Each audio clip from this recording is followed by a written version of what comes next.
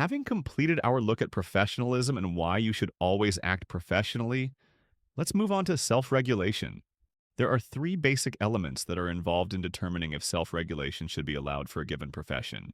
The primary element, and this applies to regulation in general, is there must be a potential risk to the public. If there's no risk to the public, there is much less need to regulate a profession or restrict licensure to qualified and competent individuals. Many aspects of engineering and geoscience pose a high potential public risk, and protection of the public is, therefore, a critical consideration. The second element required for self-regulation is that the profession must involve a substantial body of knowledge. To meet the substantial body of knowledge threshold, professions require intensive study and experience, leading to expertise in a given area supplemented by ongoing professional development.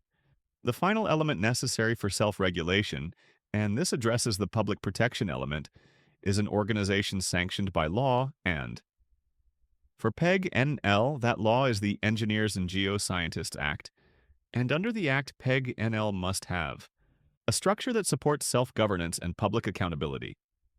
In PEGNL's case, the Act requires that we have a board of directors consisting of 25% publicly appointed and 75% elected professional members. High-performance standards for admission to the professions, including education and experience, a means of ensuring ethical conduct and good judgment, and a discipline structure that can result in sanctions and ultimately the removal of the right to practice for those who do not adhere to all requirements of the legislation.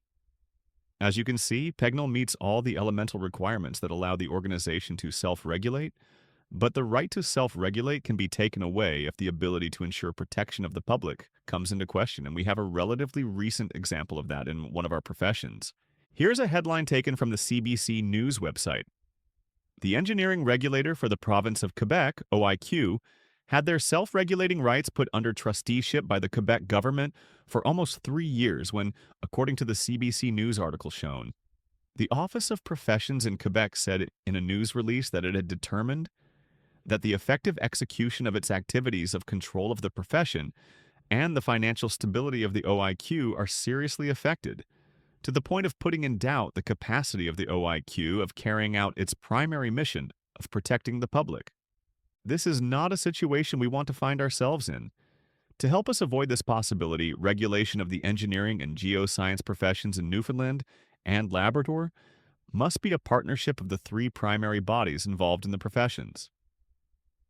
PEGNL, individual professional members and corporate members, typically known as permit holders. The partnership is like a three-legged stool with each partner occupying one of the three legs. It will only be truly stable and enduring if each of the three partners in self-regulation work together to ensure it remains secure and does its job of supporting the regulatory load.